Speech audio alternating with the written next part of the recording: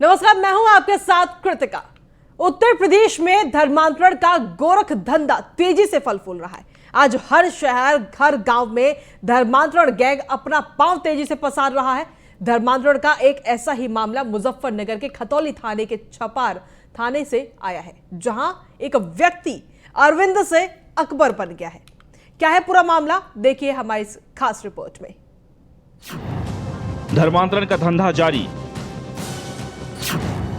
लालच में अरविंद से बना अकबर। धर्म के धंधेबाजों ने जाल में फंसाया, पैसे का लालच देकर धर्मांतरण कराया। धर्मांतरण के धंधेबाजों पर कब लगेगी लगाम? उत्तर प्रदेश में धर्मांतरण का काला धंधा रुकने का नाम नहीं ले रहा है। धर्मांतरण कराने वाले गैंग कभी मुकबधिर छात्रों तो कभी गरीब लोगों को अपना निशाना बनाते हैं। ऐसा एक मामला मुजफ्फरनगर के खतौली थाने के बाद छपार थाने से आया, जहां एक व्यक्ति अरविंद से अकबर बन गया। धर्मांतरण कराने वाले धंधेबाजों ने अरविंद को पैसे देने का लालच देकर धर्मांतरण कराया। वहीं हिंदू से मुसलमान बने अरविंद ने कहा कि मेरे साथ गलत हुआ है, मुझे बहला फुसलाकर मेरा धर्मांतरण कराया गया है, मैं हिंदू धर्म में वापस आना चाहता हूँ। धर्मांतरण के इसमें अरविंद कुमार से ए का अकबर और के का कासिफ बना दिया गया। किसने बनाया? ये बनाने वाले नगड़े के लड़के हैं जी, जिसका नाम नदीम खालिद। क्या कोई लालच दिया था? क्यों अपनाया आपने इस्लाम धर्म? मेरे को 10 लाख रुपए का लालच दिया गया था। क्या कहा था? कि भाई हमारे धर्म में आ जा, हमारा धर्म बहुत बढ़िया है और तुझे जो हम 10 लाख रुपए देंगे। मिला कुछ पैसा? कुछ नहीं मिला। तो लालच में आके तुमने धर्मांतरण किया? थोड़ा लालच में भाग गया था जी, मैं बरगला गया। मैं हिंदू धर्म में पुनः वापसी चाहता हूँ और आगे किसी के साथ में ऐसा ना हो, इनकी कानूनी कार्रवाई चाहता। मुजफ्फरनगर में ये कोई पहला मामला नहीं है। इससे पहले भी कई धर्मांतरण के कई मामले सामने उजागर हुए हैं। वहीं अरविंद से अकबर बने व्यक्ति का मामला सामने आने के बाद हिंदू जागरण मंच के जिलाध्यक्ष नरेंद्र पवार कई दिन से अपनी टीम के साथ इस मामले में लगे हुए थे और इस मामले में आरोपी के खिलाफ मामला दर्ज कराया। मुजफ्फरनगर में लगातार लव जिहाद और धर्मांतरण के मामले सामने आ रहे हैं। कुछ दिन पहले खतौली थाना क्षेत्र में भी एक धर्मांतरण का मामला मुजफ्फरनगर में दर्ज हुआ था और आज छपार थाने में एक मुकदमा दर्ज हुआ है धर्मांतरण को लेकर। लगातार हिंदू जागरण मंच की टीमें इस तरह के मुद्दों को उठा रही है। हमारे साथ मौजूद है हिंदू जागरण मंच के जिलाध्यक्ष साधु जी। ये बताइए, किस तरह के मामले मुजफ्फरनगर में लगातार इस तरह के मामले सामने आ रहे हैं, क्या कारण है? देखिए, अभी पिछले महीने में हिंदू जागरण मंच द्वारा इन जिहादियों से हमने 8 हिंदू लड़कियों को बरामद कराया था, जो कि लव जिहाद का शिकार थी। और अभी इस महीने में 3 घटनाएं हो चुकी हैं। पिछला एक मामला धर्मांतरण का खतौली थाने में दर्ज हुआ था, जिसमें पुलिस की संलिप्तता संदिग्ध थी। उसमें भी बड़े स्तर पर फंडिंग हुई और उस मामले को रफा दफा किया गया। अब एक मामला थाना छपार का, ये जो अरविंद कश्यप का आया है, जिसे अकबर काशिफ नाम दिया गया था, इसमें धर्मांतरण हुआ है। 10 लाख रुपए की लालच देकर, उसे निकाह का लालच देकर कुछ जिहादियों द्वारा उसका धर्म परिवर्तन कराया गया। तो इस तरह के मामले पश्चिमी उत्तर प्रदेश में, खासकर जिले मुजफ्फरनगर में आना अपने आप में गंभीर विषय है। जबकि हमारे प्रदेश के माननीय मुख्यमंत्री योगी आदित्यनाथ जी ने इस पर कानून बनाया और वो इस मुद्दों को लेकर बड़े सख्त मोड में है।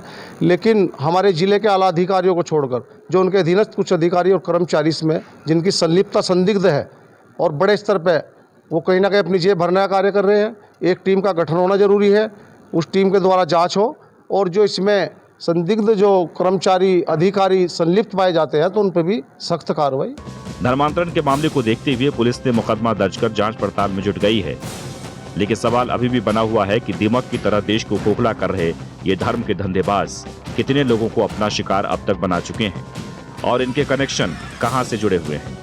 इसका पर्दाफाश करना प्रशासन के लिए बड़ी चुनौती है। न्यूज़ 1 इंडिया के लिए सचिन की रिपोर्ट। और चलिए, इस रिपोर्ट के बाद में आप बात करेंगे कुछ ग्राफिक्स को लेकर के कि आखिर धर्मांतरण का नेक्सस क्या रहता है, किस तरीके से धर्मांतरण किया जाता है। हिंदू धर्म के लोगों को सीधे तौर पर निशाना इस दौरान बनाया जाता है। पैसे और नौकरी का लालच देकर निशाना बनाते हैं, धर्मांतरण करवाते हैं। धर्मांतरण के लिए गरीबों को सबसे पहले निशाना बनाया जाता है। सबसे पहले पैसों का लालच दिया जाता है। हिंदू धर्म के बारे में गलत जानकारियां आपके दिमाग में डालेंगे, ब्रेन वॉश करेंगे। पढ़े लिखे लोगों को भी धर्मांतरण और धर्म परिवर्तन ये लोग कराते हैं। गरीबों और बेरोजगारों का ब्रेन वॉश किया जाता है। धर्मांतरण के लिए विदेशों से फंडिंग की जाती है और साथ ही धर्मांतरण कराने वालों के लिए अलग से ट्रेनिंग दी जाती है जो लोग धर्मांतरण कराते हैं। ट्रेनर्स को अलग अलग शहरों में अलग अलग इलाकों में रखा जाता है और इस्लामिक दावा है कि सेंटर संस्था ट्रेनर्स का खर्चा पूरा उठाती है। 10 राज्यों में धर्मांतरण के कानून है। ओडिशा की अगर बात करते हैं तो 1967 में ये कानून बना था और 1 साल की सजा और 5,000 रुपए के जुर्माने का प्रावधान है। मध्य प्रदेश की अगर बात करते हैं तो 1968 में ये कानून बना और मध्य प्रदेश में 1 साल की सजा है, साथ ही 5,000 रुपए का जुर्माना है। अरुणाचल प्रदेश में 1978 में धर्मांतरण कानून बना, 2 साल की सजा और 10,000 रुपए का जुर्माना। वहीं छत्तीसगढ़ की अगर हम बात करते हैं तो साल 2006 में छत्तीसगढ़ में कानून बना था धर्मांतरण को लेकर के और इसमें 3 साल की सजा और 20,000 रुपए जुर्माना है। गुजरात की अगर हम बात करते हैं तो गुजरात में भी साल 2003 में ये कानून बना था धर्मांतरण को लेकर के और 3 साल की सजा है, साथ ही 50,000 रुपए का जुर्माना है। हिमाचल प्रदेश में हाल ही में कानून बना, यानी कि 2019 में हिमाचल प्रदेश में कानून बना और यहाँ पर 1 से 5 साल तक की सजा है। झारखंड में 2017 में कानून बनाया गया धर्मांतरण को लेकर के और 3 साल की सजा, साथ ही 50,000 रुपए का जुर्माना है झारखंड में। उत्तराखंड में 2018 में ये कानून बनाया गया और 1 से 5 साल तक की सजा का प्रावधान है। इसके अलावा उत्तर प्रदेश की अगर बात करते हैं तो पिछले ही साल 2020 में ही धर्मांतरण कानून बना है और 5 साल तक की सजा है, साथ ही 15,000 रुपए का जुर्माना है। तो ये जो अलग अलग राज्यों में ये धर्मांतरण कानून बनाए गए हैं, अलग अलग सालों में ये कानून बनाए गए हैं और उत्तर प्रदेश में पिछले साल ही ये कानून बनाया गया है जिसमें 5 साल तक की सजा का प्रावधान है, साथ ही 15,000 रुपए का जुर्माना भी है। तो 10 राज्यों में कब कब ये कानून बनाए वो हमने आपको बताया। अब धर्मांतरण का सियासी कनेक्शन क्या है वो भी आपको बता देते हैं। धर्मांतरण के मुद्दे पर लगातार राजनीति होती रही है। 2 गुटों में नेताओं के जो विचार हैं वो कहीं ना कहीं बढ़ते हुए नजर आते हैं। साथ ही वोट बैंक की राजनीति के लिए भी विरोध होता है। इसमें यूपी में धर्मांतरण कानून का कुछ दल समर्थन नहीं करते हैं और चुनावी समय में धर्मांतरण का जो मुद्दा है वो लगातार तूल पकड़ता नजर आता है, क्योंकि अभी उत्तर प्रदेश में हाल ही में विधानसभा के चुनाव भी होने हैं और ऐसे में कहीं ना कहीं कहा जा सकता है कि धर्मांतरण का जो पूरा मुद्दा है वो अभी और ज्यादा गर्माता हुआ नजर आएगा।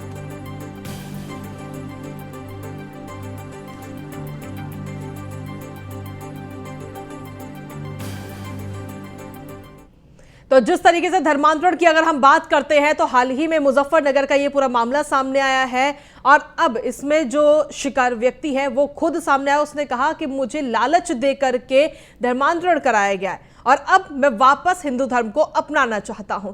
लेकिन सवाल ये उठता है कि आखिर उसको ऐसा क्या लालच दिया गया, क्यों वो उस लालच में आ गया, उसकी ऐसी क्या मजबूरी रही, ये तमाम सवाल उठते हैं। इसी पर चर्चा करेंगे। इस वक्त हमारे साथ में हिंदू धर्मगुरु चेतनानंद जी हैं, साथ ही वरिष्ठ पत्रकार प्रेम कुमार जी इस वक्त हमारे साथ मौजूद हैं और इसके अलावा मुस्लिम स्कॉलर अतिकुर रहमान है और इसके अलावा एसोसिएट एडिटर ब्रजेश श्रीवास्तव भी इस वक्त मुजफ्फरनगर से हमारे साथ जुड़ गए हैं। सबसे पहले ब्रजेश श्रीवास्तव जी के पास मैं चलना चाहूंगी। ब्रजेश जी, इस वक्त अगर देखा जाए तो व्यक्ति वापस हिंदू धर्म अपनाना चाहता है, लेकिन सवाल ये उठ रहा है कि आखिर उसे ऐसा क्या लालच दे दिया गया जो वो धर्म परिवर्तन कर लिया गया और धर्म परिवर्तन कराने पे मजबूर पहले किया जाता है। तमाम चीजें कहीं ना कहीं सामने आती है, या यूं कहें कि पूरी तरीके से ब्रेन वॉश किया जाता है।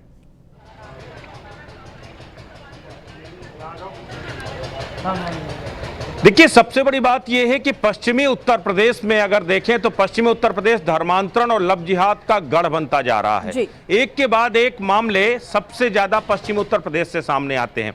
और मुजफ्फरनगर, अगर मुजफ्फरनगर की बात करें तो इस वक्त मुजफ्फरनगर के हम छपार इलाके में, छपार गांव के जगह पर है। और पहले मैं आपको इस गांव की चौपाल दिखाता हूं। बिल्कुल। दरअसल ये गांव के वो तमाम लोग हैं, गांव के आसपास के लोग हैं, हिंदू जागरण मंच से लेकर के तमाम स्थानीय लोग हैं। और सबसे बड़ी बात यह है कि जिस शख्स की चर्चा सबसे ज्यादा हो रही है वो है अरविंद उर्फ अकबर, अरविंद कश्यप। कैसे धर्मांतरण के बाद अकबर कुरैशी बन गया, ये सबसे बड़ी बात है। इस वक्त हमारे साथ अरविंद भी मौजूद है। पहले हम सीधे अरविंद के पास चलेंगे, बाकी उसके बाद और लोगों से बात करने की कोशिश करेंगे। अरविंद, आप अकबर बन गए, क्या मजबूरी थी कि आपको धर्मांतरण करना पड़ा? क्या ऐसा प्रलोभन मिला? क्या ऐसे हालात बने कि आपको जो है अपना धर्म बदलने को मजबूर होना पड़ा? जी, सबसे पहले तो ये कहूँगा कि मेरी आर्थिक स्थिति बहुत ही ज़्यादा कमज़ोर है और मैं देसी दवाइयों के बारे में बहुत ज़्यादा जानकारी रखता हूँ। मैं अपनी दादी की देखरेख में पढ़ा हूँ और मेरी दादी जो है देसी जड़ी बूटियों का ही काम किया करती थी। मेरी ग्राम खुड्डा में करीबन 18-19 महीने से देसी जड़ी बूटियों की दुकान है। दुकान पे मैं अपनी देसी जड़ी बूटियों का ही काम ज़्यादातर करता हूँ। मेरे खुड्डे की जो दुकान है उस पर पास के ही गाँव पड़ता है एक, जिसको खोजा नगड़ा कहते हैं। खोजा नगड़ा से जो है ना मेरे पास में 2 लड़कों को आना जाना हुआ देसी दवाइयों के ही बहाने से। मैं 1-2 बार दवाई ले गए। दवाई लेने के बाद में उन्होंने मेरे से कहा कि भाई तुम्हारी दवाई बहुत ही अच्छी है। धीरे धीरे उन्होंने मेरे से जो है दोस्ती का हाथ बढ़ाया और मैं यहाँ तक पहुँच गई कि मेरी माली हालत ठीक नहीं है। माली हालत ठीक न होने के कारण उन्होंने मेरे को 10 लाख रुपए देने का प्रलोभन दिया। और उनके साथ में जो है ना लड़कियाँ भी आती थी, जिसमें एक लड़की को मैं बाई फेस भी जानता हूँ जिसका नाम बबली है।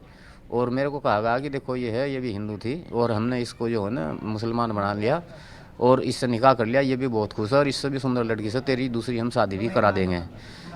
कोल्ड ड्रिंक वगैरह जैसे ही कोई दुकान पर आता है कोल्ड ड्रिंक वगैरह या खाने पीने का कुछ होता है तो उसमें लेने के बाद में मुझे 2-3 दिन तक तो ऐसा महसूस देता था कि जो कुछ ये बोल रहे बस यही सब कुछ यही है। हिंदू समाज के लोगों से या परिवार के लोगों से बात करना भी मुझे एक ऐसा दिखता था कि जैसे कि बहुत ही ज़्यादा दुश्मन से बात कर रहा हूँ। ठीक है। इस तरीके से मेरे को बरगलाया गया। और पास में ही एक मदरसा है, वहाँ पर मेरे को कलमा पढ़ाया गया। उस दिन तो वहाँ से बहुत ज़्यादा भीड़ थी, बहुत ही ज़्यादा भीड़ थी, बहुत ज़्यादा मौलाना आया। मस्जिद ले गए थे? मदरसा है पास में, मदरसे में लेके गए जी। उन्होंने बोला कि आज यहाँ से मेला है, बाहर से बहुत आए हुए हैं, जैसे में कर रहे हैं तुम भी ऐसे ही जाकर बोल दो। वहाँ से आए तो सब ठीक है। उसके बाद में जो है ना उठना बैठना आना जाना उनका कभी 10 दिन का गैप लगा देते थे, कभी 15 दिन का गैप लगा देते, आते जाते रहते थे मेरे पास में। और एक दिन उन्होंने मेरे को जो है ना खाना भी खिलाया, घर से ही बनवा के लाए थे टिफ़िन में। और मेरे से बोला कि भाई तुम मीट मछली खा लेते हो? मैं कहा भाई मैं अंडा मुर्गा खा लेता हूँ। कहने लगा खाना खाओ। खाना खाने के बाद मैं बताया कि अब तो पूरी तरीके से मुसलमान हो गया, हमने तेरे को जो है ना गाय का गोश्त खिला दिया। जो मेरे को 10 लाख रुपए का प्रलोभन दिया गया था, मैंने उस बारे में बोला भाई मेरे को पैसे कब दोगे? तो हर दिन जब भी मिलते थे एक नई कंडीशन। फिर मेरे को बोले कि भाई तुम सुन्नत कराओ उसके बाद में मिलेंगे। मैं अपने आप में जो है ना उनके बहाने सुन कर और जो है जैसे ही मेरे को पता लगा कि मेरे को ये मीट खिला दिया गया, अपने आप में आत्मग्लानि महसूस करने लगा, घुटन का जीवन जीने लगा। मैं काफ़ी महीनों से इतना घुटन का जीवन जी रहा था कि मैं ये सोच रहा था कि इससे तो ज़्यादा अच्छा है कि मतलब आदमी मर ही जाए तो जब भी बेहतर है। अच्छा, इस बीच परिवार वालों को तो जानकारी हो गई होगी कि आपने धर्म बदल लिया है, कि परिवार को जानकारी नहीं थी उसकी? जैसे ही परिवार वालों को बच्चों को इस चीज़ की भनक लगी तो परिवार वालों ने जैसे भी जब भी मैं कभी घर आया तो बैठक तक मेरे को सीमित रखा। मेरे कोई घर में एंट्री बंद है। वैसे ऐसा नहीं है कि मेरे से ये बहुत ज़्यादा नफरत करते हों, चाय पानी जो भी कुछ करते हैं, लेकिन मेरे को बैठक में देखते हैं जो हमारे पास में छोटी बैठक। उन्होंने इस बात का दबाव नहीं दिया कि बाकी परिवार के बाकी लोगों को भी जो है मतलब धर्मांतरण कराओ? कभी कभी कहते थे कि समझाओ उनको भी, लेकिन मैं बोला भाई मैं इस बारे में कुछ नहीं कह सकता, उनको नहीं कहूँगा कभी। अच्छा, सबसे बड़ी बात यह है कि आप क्या केवल पैसे का लालच था इसलिए धर्मांतरण के मजबूर हो गए, या उन्होंने इस तरीके से मोटिवेट किया, इस तरीके से आपको जो है ब्रेन वॉश किया कि आपको लगने लगा कि यार आपका धर्म ही खराब है?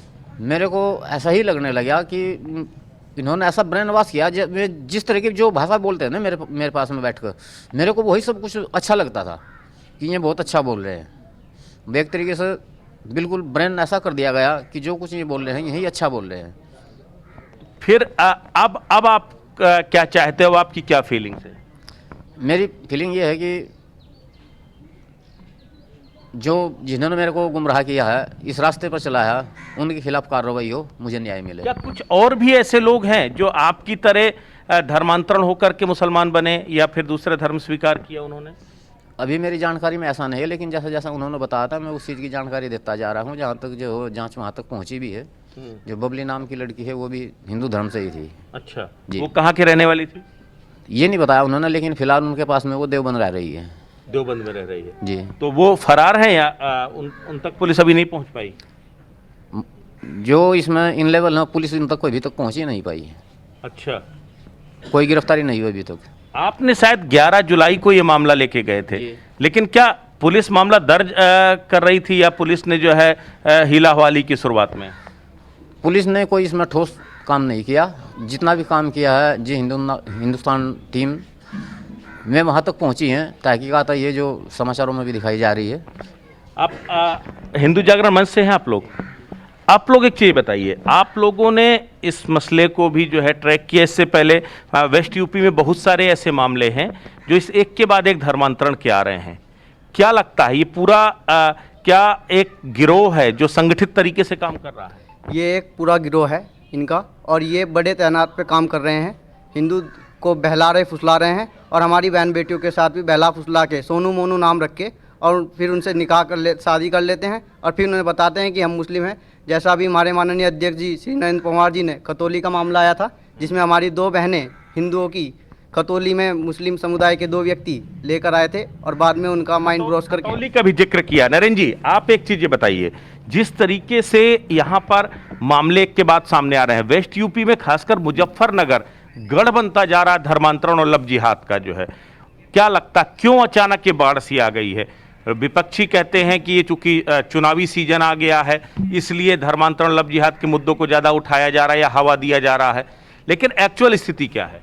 देखिए, इसमें चुनाव का कोई मोटिवेट नहीं है, ना ही कोई मुद्दा बनाया जा रहा है, ना ही राजनीतिकरण हो रहा है, ना ही इसमें कोई इस तरह की वो बात है कि ये जो एक्चुअल मामले हैं, हिंदू जागरण मंच मुजफ्फरनगर की पूरी टीम ने जैसे ही अपने काम की शुरुआत की, पिछले महीने में 8 हिंदू समाज की, जिसमें 4 नाबालिग हमारी हिंदू समाज की थी, दलित समाज जो पिछड़ा बैकवर्ड समाज है हमारे हिंदू समाज का, उसे टारगेट किया जा रहा है, क्योंकि वहाँ आसानी से घुसपैठ करते हैं, उन्हें लालच दिया जाता है, डराया धमकाया जाता है। जो हमारे हिंदू समाज का दबा कुचला समाज है उस पर इन्होंने फोकस किया हुआ है, और इसमें बड़े स्तर पर फंडिंग हो रही है, क्योंकि खतौली का जो प्रकरण आया था उसमें जो लड़का था उसके कनेक्शन जम्मू कश्मीर से थे, जो कि प्रूफ हुआ था। ब्रजेश, आपको रोकना चाहूंगी, जिस तरीके से ये पूरा मामला सामने आया, कहीं ना कहीं अभी तक इसमें कोई भी कार्रवाई कहीं से भी नहीं की गई है, ऐसे में सवाल प्रशासन पर भी उठ रहा है। आपके पास मैं वापस आऊंगी, और इस वक्त हमारे साथ में हिंदू धर्मगुरु चेतनानंद जी भी लगातार जुड़े हैं, और साथ ही मुस्लिम धर्मगुरु अतिकुर रहमान जी जुड़े हैं, और प्रेम कुमार जी वरिष्ठ पत्रकार जुड़े। सबसे पहले मैं आना चाहूंगी अतिकुर रहमान जी के पास। जिस तरीके से धर्मांतरण के मामले लगातार सामने आ रहे हैं, आखिर क्यों हिंदुओं को इस्लाम में परिवर्तित किया जा रहा है? जी कृतिका जी, बड़े दुख की बात है। देखिए, मैंने हर डिबेट पे कहा है, और मैं आपको बता दूं कि मैं कोई धर्म गुरु नहीं हूं, मैं मामूली रिसर्च करता हूं इस्लामिक स्टडीज के ऊपर जी।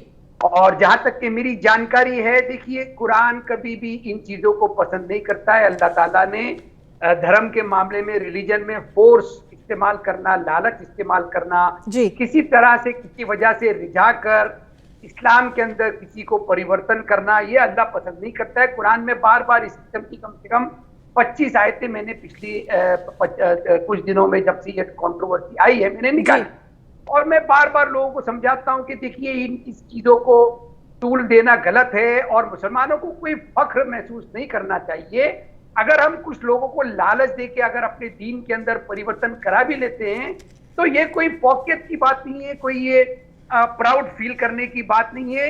हर व्यक्ति का धर्म, अगर वो किसी भगवान को मान रहा है, किसी एक स्क्रिप्चर को मान रहा है, अल्लाह उसको पसंद करता है। अल्लाह ताला ने खुद कुरान में ये फरमाया है कि वो डिफरेंट कलर्स चाहता है इस दुनिया के अंदर। नहीं तो अल्लाह के लिए कोई ये बड़ी बात नहीं थी कि तमाम दुनिया के लोग एक ही रिलीजन को फॉलो करने वाले होते। दूसरी एक चीज ये है कृतिका जी, जो आपने अपने ओपनिंग स्टेटमेंट में भी कहा कि पॉलिटिकल इंटरफेरेंस इसके अंदर बहुत ज्यादा चीजों को दूषित करता है जी। और अगर हम सही मायने में इन चीजों को, इसका हल ढूंढने की कोशिश करें कृतिका जी, तो कि देखिए जिसका बयान आपने लिया, जिसको जोर जबरदस्ती से परिवर्तन किया गया था, उसने कहा कि उसके हालात देखकर, उसकी गरीबी का फायदा उठाकर इन चीजों को किया गया। और किसी एक अभिव्यक्ति ने यह भी कहा कि हिंदू समाज के दबे कुचले लोगों को निशाना बनाया जा रहा है। तो मेरा कृतिका जी सिर्फ एक ही सवाल है कि हम एक हिंदू मेजॉरिटी नेशन हैं। आरएसएस दावा करता है आए दिनों कि हमारी भरपूर शाखाएं हैं, हम हिंदू समाज के लिए बहुत काम करते हैं, हम कभी भी कोई ऐसी चीज नहीं होने देते अपने समाज के अंदर, अपने हिंदू लोगों को जो कि इनकी पीड़ा का वो बने, कार्य बने। तो मैं ये पूछना चाह रहा हूं कि आखिर कौन से ऐसे लोग हैं ये जो इन दबे कुचलों लोगों को गलत फायदा उठा रहे हैं इनका? क्यों हमारी लाशें बह गई गंगा के अंदर, लकड़ी नसीब नहीं हुई, आरएसएस कहां था, ये हिंदू जागरण मंच कहां था? क्यों हिंदू लोगों की ऐसी व्यथा के अंदर इन लोगों ने डाल के रखा है? मेरी समझ के बाहर है। अतिकुर रहमान जी, आप कह रहे हैं कि हिंदू जो है वो मेजॉरिटी में है, लेकिन जिस तरीके से धर्मांतरण हो रहा है तो वो दिन भी दूर नहीं जब हिंदुस्तान में कोई भी हिंदू ही नहीं बचेगा, जिस तरीके से धर्मांतरण हो रहा है आज की डेट में। कृतिका जी, 365 साल में भी ये मुमकिन नहीं है। आपको याद होगा अभी 2 लोगों को गिरफ्तार किया गया, उमर गौतम और जहांगीर को, और उन लोगों ने खुद कबूल किया यूपीएटीएस के सामने कि हाँ हमारे ये काम है, हमारे बहुत सारे गिरोह हैं, तमाम लोग इसमें जुड़े हुए हैं, और एक व्यक्ति को धर्मांतरण कराने में करीब 2 से 3 महीने लगते हैं। उसे लालच दिया जाता है, उसकी कमजोरी का फायदा उठाता है। ये उन दोनों उमर गौतम और जहांगीर का कहना है। इस वक्त मैं चेतनानंद जी से पूछना चाहूंगी। चेतनानंद जी, जिस तरीके से धर्मांतरण के मामले लगातार बढ़ते जा रहे हैं, आखिर ऐसी क्या वजह है इसके पीछे? क्यों लोग हिंदू से इस्लाम कबूल करने पे मजबूर हो रहे हैं? देखिए, एक पूरा तंत्र काम करता है। ये कृतिका जी, दासना देवी मंदिर से ये खुलासा होना प्रारंभ हुआ। 2 जून को हमारे यहाँ 2 लोग एक छद्म नाम से प्रवेश करते हैं, उसके बाद उनके पास सर्जिकल ब्लेड पाए जाते हैं। हम पुलिस को इन्फॉर्म करते हैं, उसके बाद एटीएस का इन्वेस्टिगेशन जैसे जैसे आगे बढ़ता है उसमें 2 गिरफ्तारी होती हैं, और कल फिर 3 गिरफ्तारी हुई है, जिसपे कर्नाटक का एक व्यक्ति है जिसका आलम है, एक असरम है, और एक व्यक्ति और है, हाँ जी, हाँ जी। कौसर। 3 गिरफ्तारी कल हुई है। उन्हें उत्तर प्रदेश ट्रांजिट रिमांड पर लाया जा रहा है। तो ये जो परिस्थिति है ये कोई नई डेवलप हुई परिस्थिति नहीं है, ये बहुत लंबा षड्यंत्र है। इस पे ये भी शक जाहिर किया जा रहा है कि लोगों के तार अभी जैसे जैसे एटीएस अपना इन्वेस्टिगेशन करेगी, हाफिज सईद से इनके तार जुड़ते हुए पाए जा रहे हैं, विदेशी फंडिंग पाई जा रही है। बहुत हम लोग तो लगातार पिछले 20 वर्षों से ये कह रहे हैं कि इस्लामिक, और जो अभी ये अतिकुर रहमान जी कह रहे थे, ये जो हिंदुस्तान की सरजमीन है ये इस बात की गवाह है कि लगातार तलवारों की नोक पर मुस्लिम आक्रांताओं ने हमारे लोगों का धर्म परिवर्तन कराया है। लेकिन आज क्योंकि लोकतंत्र है, आज सरकारें हैं, आज निजाम बदला हुआ है, इसलिए ये अपने कार्य में सफल नहीं हो पा रहे।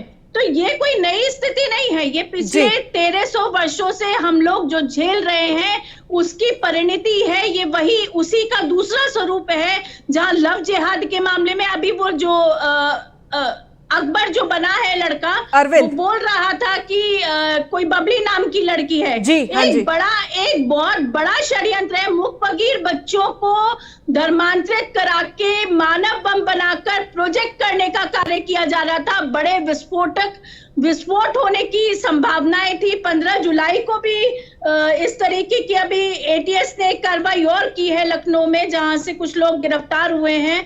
तो ये इसको राजनीतिक दृष्टिकोण से देखना, मुझे लगता है कि हम देश की सुरक्षा से खिलवाड़ करेंगे। आज आवश्यकता है कि एक साथ खड़े होकर सभी दल, सभी संप्रदाय इसका विरोध करें और सरकार की कार्रवाई का अभिनंदन करें, जिससे कि सरकार और प्रशासनिक तंत्र का मनोबल गिरने ना पाए। चेता जी, मैं आपके पास आऊंगी। अभी इस वक्त हमारे साथ में वरिष्ठ पत्रकार भी जुड़े हुए हैं, प्रेम कुमार जी।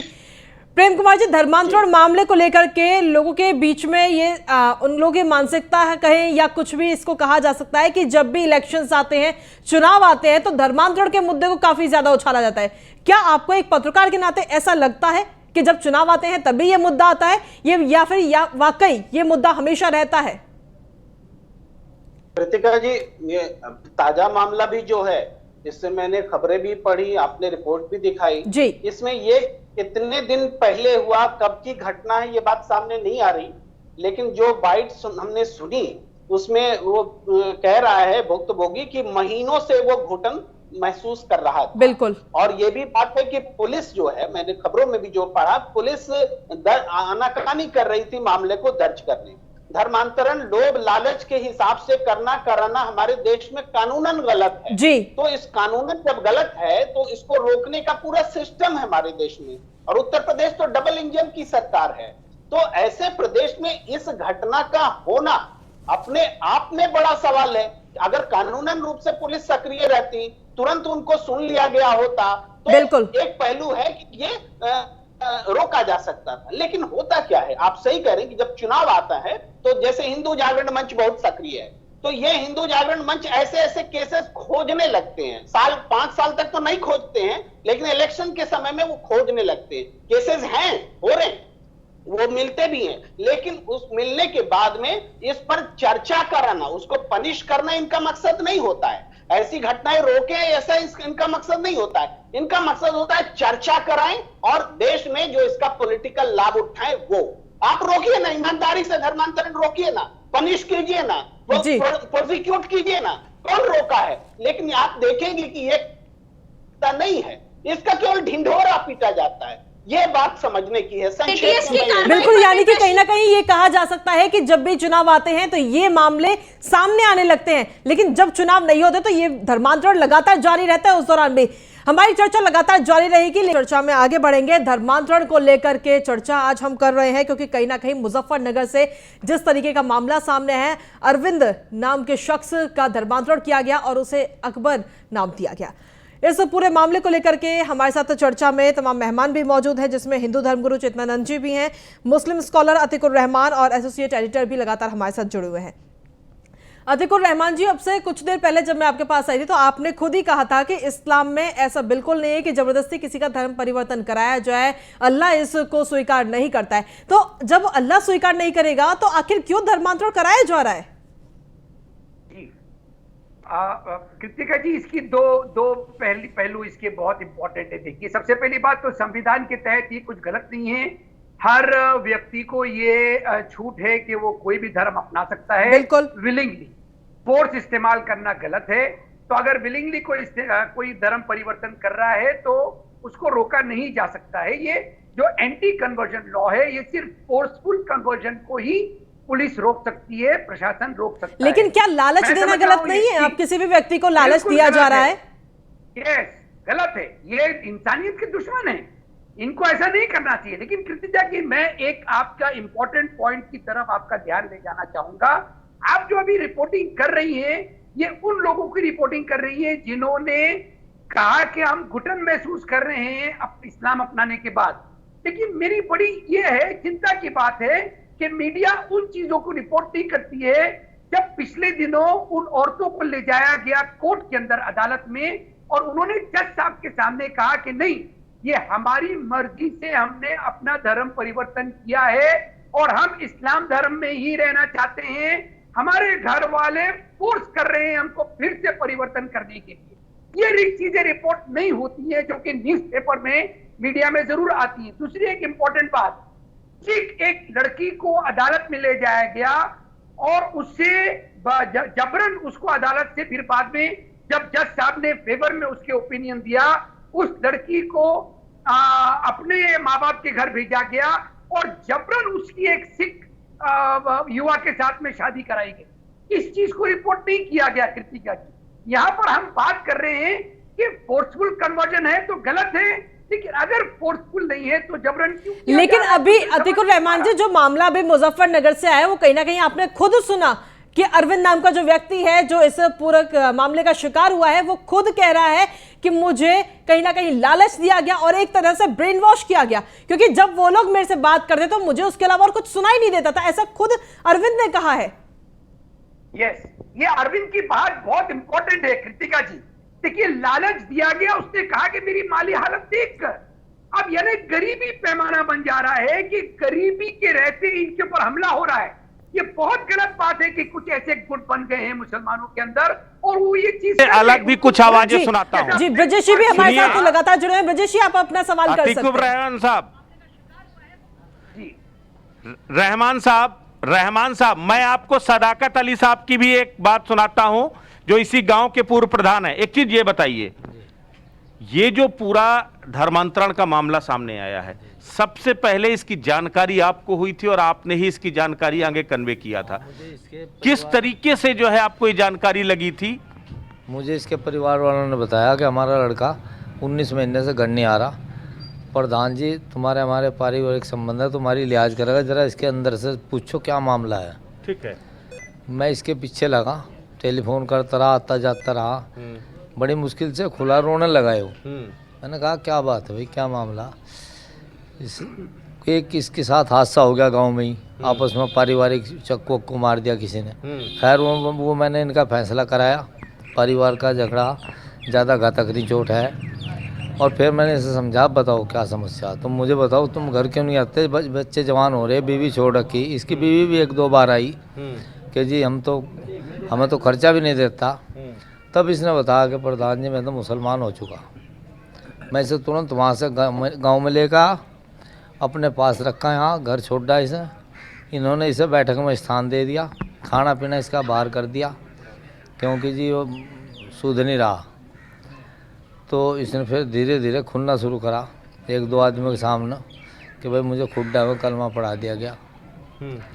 तो और इसने कहा जी मुझे खतरा जान का, यहाँ मेरे मकान पर दरवाज़ा भी नहीं आया, प्रधान जी आप मुझे यहाँ ले आए, मैं उनमें मिलजुल कर रह रहा था तो मेरी जान बच रही थी, मुझे खतरा। आपने उन लोगों से कभी बात नहीं किया जिन लोगों ने इसको जो है धर्मांतरण कराया? जो ना उनसे कोई बात नहीं की हमने। तो इसे ले जाकर इतवार का दिन था और तुरंत इसके एक मुख्यमंत्री के उस पर पोर्टल पे तहरीर डलवा दी, जैसे इसने बताया, वकील ने टाइप करा दी, वो टाइपिस्ट ने, और वो डलवा दी। वहाँ डलवा के फिर हम गांव में आ गए, पुलिस के वो करते रहे, भाई कुछ करो इसमें कार्रवाई, इन्होंने कुछ नहीं करी। फिर तो क्या ये जबरन धर्मांतरण का या प्रलोभन दे करके धर्मांतरण का क्या आप इस्लाम में से जायज मानते हैं? नहीं, बिल्कुल नाजायज है, बिल्कुल नाजायज।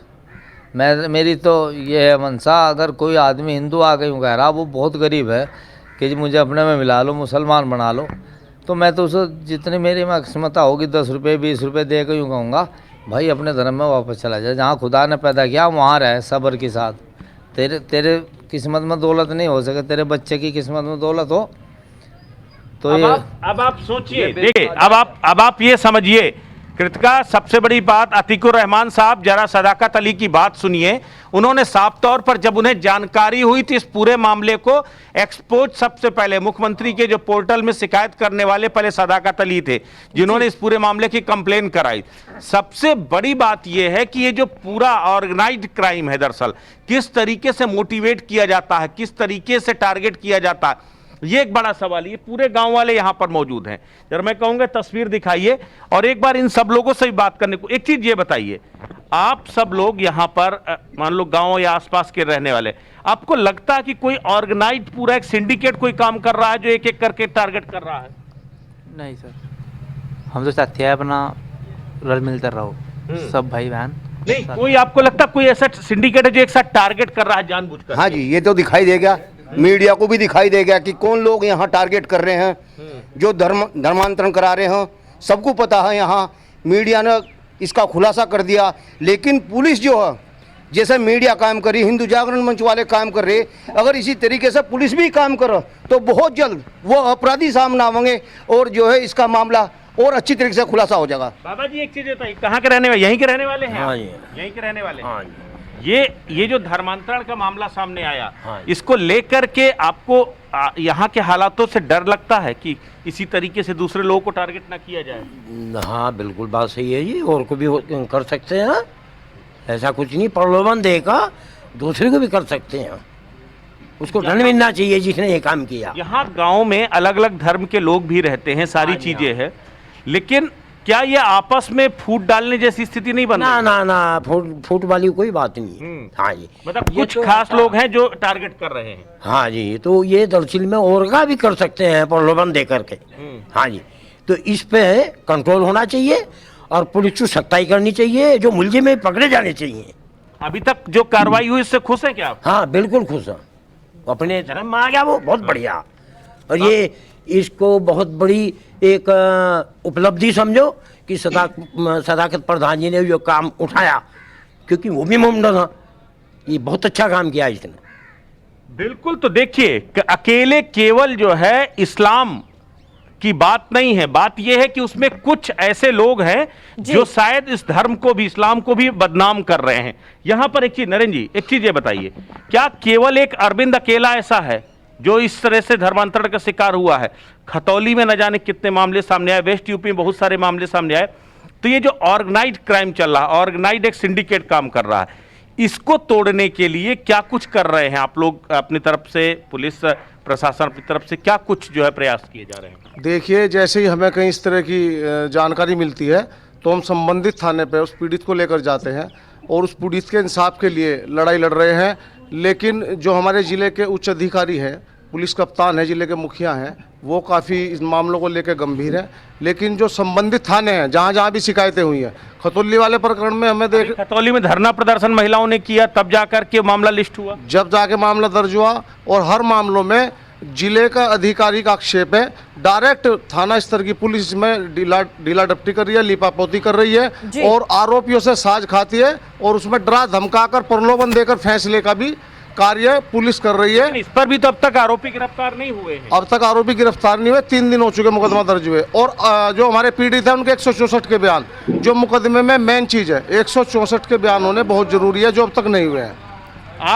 उन्होंने इस्लाम स्वीकार किया, इस्लाम के बाद अब दोबारा वो जो है अपने धर्म में वापस लौटना चाहते हैं, तो क्या उसकी भी कोई प्रक्रिया को अपनाया जाएगा? उसकी प्रक्रिया हम हिंदू समाज की सभी समाज को साथ लेकर जल्द ही 2-4 दिन में करेंगे और पूरी धूमधाम से अपने अरविंद भाई को शुद्धिकरण करके और इस कार्यक्रम को एक भव्य रूप के आयोजन किया जाएगा, जो जिला मुख्यालय पे किया जाएगा हिंदू जागरण मंच।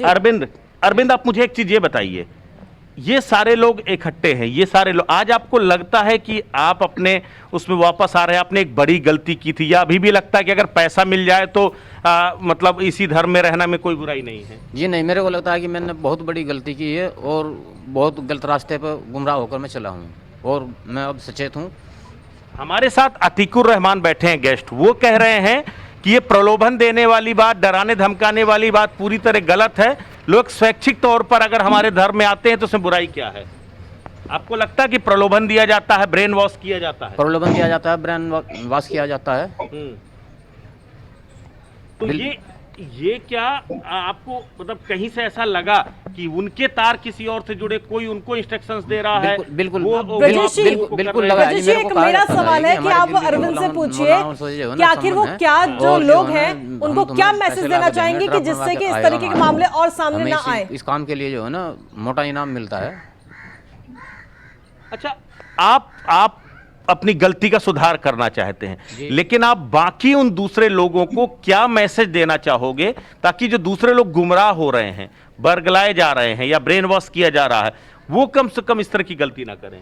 मेरा उनको संदेश है, जो इस तरह के रास्ते पर चलते हैं वे वापस आएं और आगे कोई ऐसे रास्ते पर ना चले, बल्कि हिंदू समाज जागरण, हिंदू मंच, शिवसेना, बजरंग दल और हमारी सरकार लोगों को। तो हमारे साथ में चेतनानंद जी भी इस वक्त मौजूद हैं।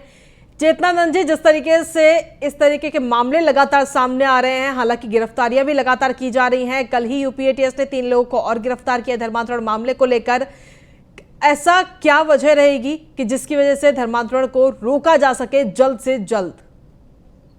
देखिए, सरकार बहुत तत्परता से और गहनता से इस विषय का, इस ऑर्गेनाइज क्राइम को, मैं ब्रजेश जी की बात से सहमत हूं कि ये एक ऑर्गेनाइज क्राइम है और इसमें एक बहुत बड़ा सिंडिकेट, जिसमें बहुत बड़ा फंडिंग हो रहा है, विदेशी फंडिंग हो रहा है देश को अस्थिर करने के लिए। हम एक बहुत छोटे से पार्ट को इसको देख रहे हैं। मुखबगीर बच्चे, जब धर्मांतरण का मामला सामने आया और मुखबगीर बच्चों का धर्मांतरण कराया गया, तो बहुत स्पष्ट एटीएस के और जो लॉ एंड ऑर्डर एडीजी हैं, उन्होंने बहुत स्पष्ट ये कहा था कि एक बड़ी घटना को अंजाम देने का प्रयास था। जो बच्चे बोल नहीं सकते, उनको मानव बम बनाकर, जो ज्यादा रिएक्ट नहीं कर सकते, अपनी बात को एक्सप्लेन नहीं कर सकते, किसी को बता नहीं सकते कि उनके पास कोई बॉम्ब है, तो ये एक बड़ी घटना, एक बड़े घटनाक्रम को अंजाम देना था। एक अस्थिरता का माहौल देश में, देश स्थिर है। और ये तो देखिए कमाल की बात है, मैं तो प्रधान जी को बहुत हृदय से धन्यवाद देना चाहती हूँ कि उनकी तत्परता का ये परिणाम है। हिंदू जागरण मंच के साथ आने के बाद ये इतना बड़ा खुलासा हुआ। नहीं तो चेतना जी, मेरा सवाल है कि आखिर इस पर रोक कैसे लगेगी? क्या ऐसा कदम उठाने चाहिए जिससे कि धर्मांतरण जैसे मामले जो लगातार बढ़ रहे हैं उन पर रोक लगाई जा सके? अवेयरनेस, लगातार अवेयरनेस, अपने धर्म के लोगों से लगातार संपर्क में रहना चाहिए धर्माचार्यों को। हम लोग लगातार इसका प्रयास कर रहे हैं। हम लोग लगातार शंकराचार्यों से, मठों से, मंदिरों से ये निवेदन कर रहे हैं कि अपने पास आने वाले लोगों की समस्याएं सुनिए, उनके दर्द को बांटने का प्रयास कीजिए, फंडिंग कीजिए, जो जिस तरीके से भी सहायता हो सकती है ऐसे लोगों की जो कुछ पैसों के लालच में अपना धर्म परिवर्तन कर लेते हैं। और सिर्फ पैसा नहीं है, देखिए कृतिका जी, सिर्फ पैसा नहीं है, उसने, आपने ध्यान नहीं दिया, उसने ये कहा कि बबली जैसी जो ये अकबर बना है लड़का, इसने अरविंद ने ये भी कहा कि बबली जैसी लड़की से तुम्हारा निकाह पढ़वा देंगे। बिल्कुल। तो ये प्रलोभन सिर्फ पैसे तक सीमित नहीं है। उसने जब प्रधान जी ने बात की तो उसने ये भी कहा कि मेरे को जान से मार देंगे। तो ये एक बहुत बड़ा गिरोह है जिसका पर्दाफाश होना चाहिए। हमारी सतर्कता ही हमें बचा सकती है, इसके अलावा और जी। चेतना जी, इस वक्त हमारे एसोसिएट एडिटर ब्रजेश जी कुछ कहना चाहते हैं। जी ब्रजेश जी।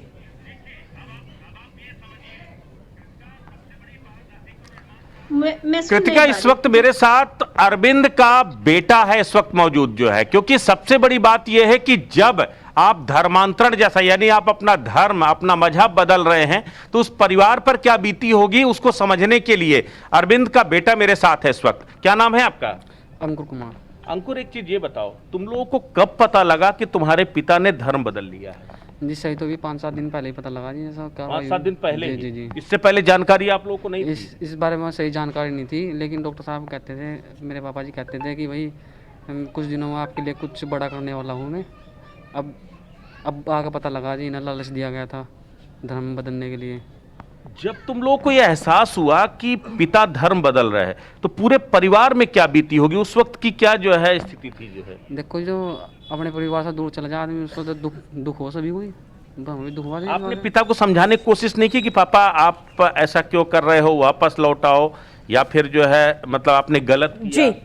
जी, काफ़ी समझाए। देखो जी, उस टाइम पर तो इन्हें हमारे सब बात करने में भी परेशानी से महसूस देती, जैसे बता रहे थे कि कुछ अजीब सा महसूस देता है इन्हें। ये हमारे लिए भी मतलब थोड़ी ही भावनाएं पैदा हो गई थी इनके अंदर।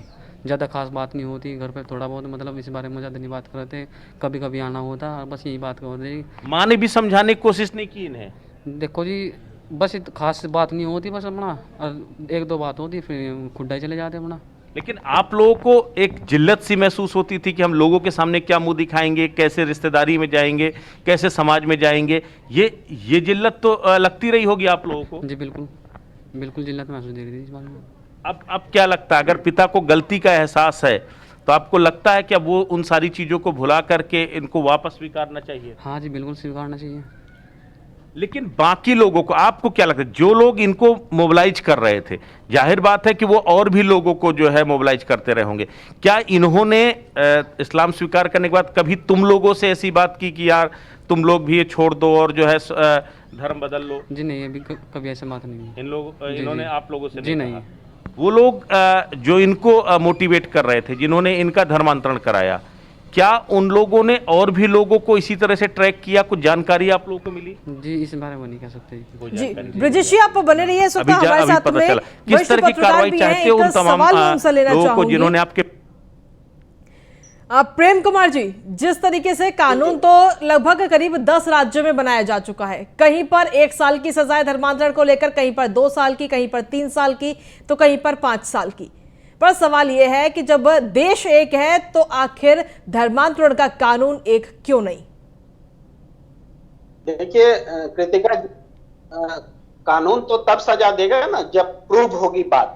लेकिन सदाकत अली जी की बात लीजिए, या हिंदू जागरण मंच के जो नेता आपको से बात कर रहे थे, हम सबसे उनकी बात लीजिए। एक प्रमुख बात है कि कई थाना क्षेत्रों के पुलिस अधिकारी, उनको बताया गया लेकिन फिर भी उन्होंने हिला हवाली की, और वो भी पैसे खा रहे हैं ऐसे लोगों से जो कि लालच देकर के धर्मांतरण में लगा हुआ है। अगर ये गिरोह है तो उस गिरोह के साथ पुलिस को भी शामिल कर लीजिए। ये जो हम पंचायत लगा रहे हैं आम लोगों की, उनसे पूछ रहे हैं, वो तो है ही। उस पुलिस को भी जिनका नाम ये बता रहे हैं, खींच करके लाया जाना चाहिए, इसी पंचायत में खड़ा करके पूछा जाना चाहिए कि तुमने पैसे लिए थे क्या, क्यों होने दिया धर्मांतरण।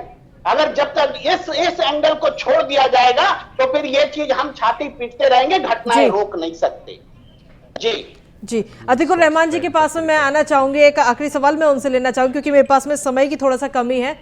अतिकुर रहमान जी, एकदम कम शब्दों में एक छोटा सा मैसेज आपसे चाहूंगी, क्योंकि जहां तक मुझे लगता है अगर मैं वो मैसेज दूंगी या कोई और व्यक्ति देगा तो शायद इतना वो लोग ना सुने जो लोग धर्मांतरण करा रहे हैं। आपकी तरफ से क्या मैसेज होगा इस्लाम को लेकर के, जो लोग धर्म परिवर्तन कराने का पूरा धंधा चला रहे हैं?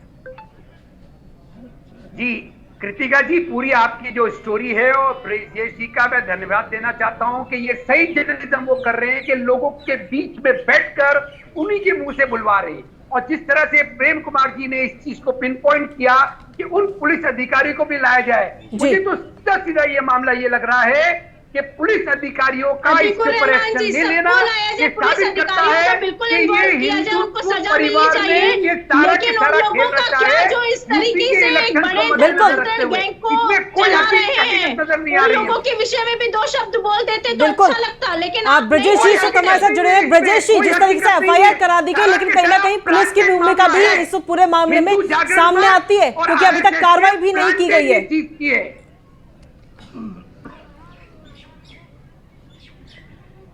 देखिए कृतिका, कहीं ना कहीं पुलिसिया लापरवाही इस पूरे मामले में रही है। 11 जुलाई को मामला आया, उसके बाद भी पुलिस ने मामला दर्ज नहीं किया, लेकिन जब इस पूरे मामले पे दबाव बढ़ा, हिंदू जागरण मंच ने इस पर हंगामा किया, तब जाकर मामला तो दर्ज हुआ है, लेकिन अभी कोई गिरफ्तारी नहीं हुई है।